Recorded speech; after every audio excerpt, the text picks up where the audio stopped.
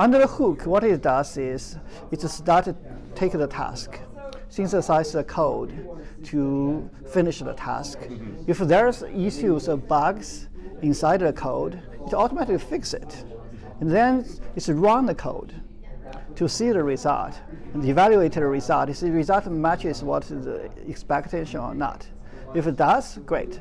Then to move on to the next step until all the steps got finished. If it doesn't, it rethink about maybe this is not the right way to do it. Let me change my plan, and then go on the forth, back and forth, until this data scientist believes we get a conclusion for you already. Then it's present to you. I think one beautiful part of this data scientist agent is a white box. Okay.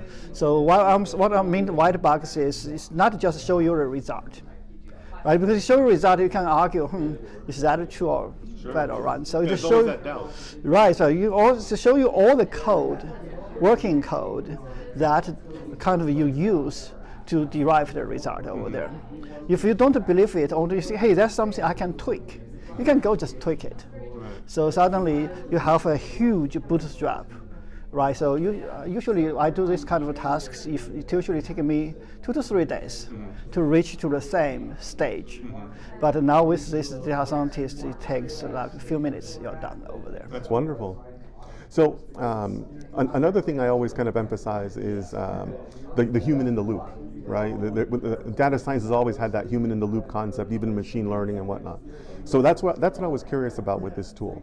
And I like how you mentioned that the tool will create the plan for you, but still wait for that human interaction to approve or modify the plan.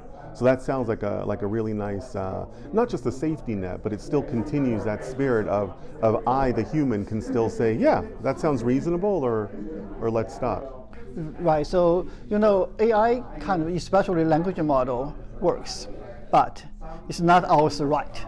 Sure. Right. A lot of times it's making mistakes. I think so far I still think a human in the loop makes perfect sense.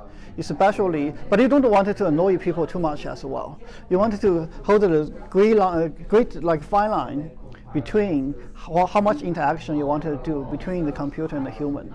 You want to do as much as possible, but as an important point, you want it to be blessed or to be validated by human. Right. So that's kind of how we draw the fine line over there. Okay. So I'd love to hear more about what the tool looks like in implementation in practice. So if I'm a senior data scientist and I've got 2 to 3, 1 year, 2 year level data scientists, how am I implementing this across my team? Is this something that is encouraged for collaboration, or is it more about one data scientist managing each project? Or maybe I, as the senior, no longer need as many juniors, or the first year, second years. How would the implementation work in your eyes? So there's many ways to think about this problem. I'll give you another interesting example before I answer your question. So we have actively working with researchers from academic, like a top class, like UC Berkeley, Stanford, Harvard, all the universities. They are not really data scientists. They are the experts in different domains, like environmental science, natural disaster management, those type of people.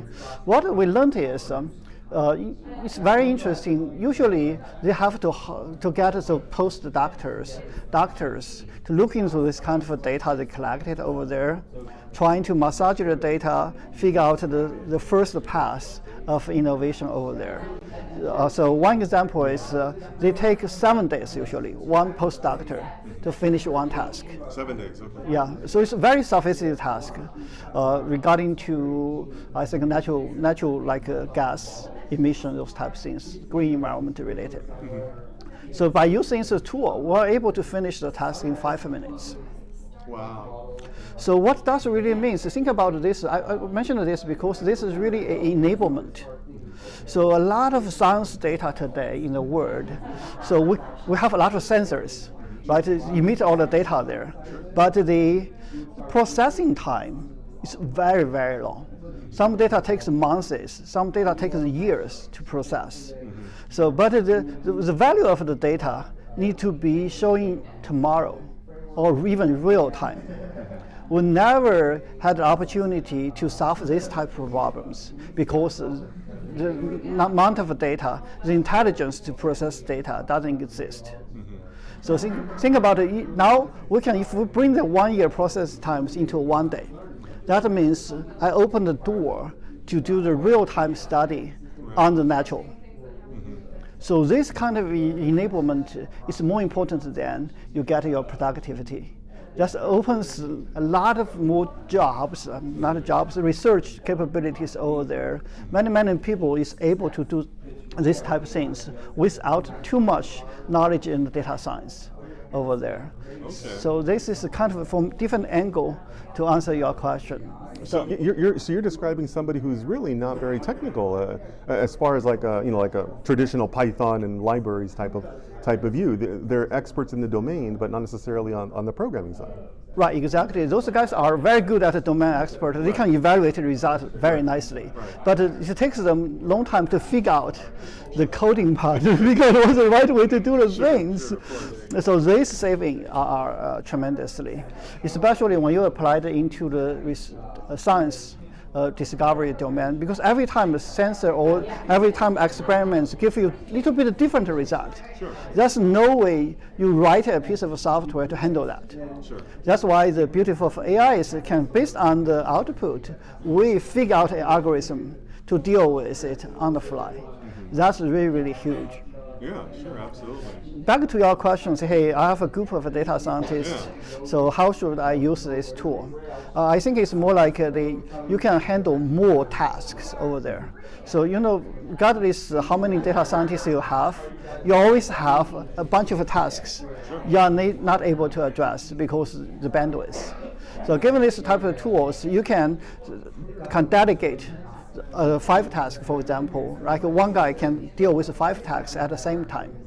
So the only thing you need to do is make sure the output, the process is reasonable. But the time you saved to manually create those files, programs, to solve the problem will be saved. But that way your data scientist team should be able to answer your business questions 10x faster. Interesting. So there's a time compression there that can generate more projects, more tasks, or rather more tasks that lead to more projects, more deliverables. But you can also enable more of your domain experts that are not technical, but still use the same tool, still get the same proposed plan from the tool, and still end up at some reasonable, scientifically defensible result. That's right. That's another interesting area is sometimes this AI provided interesting algorithms you never thought about. Sure. Because as a data scientist, you not necessarily know all the kind of new innovation all over the place. Right.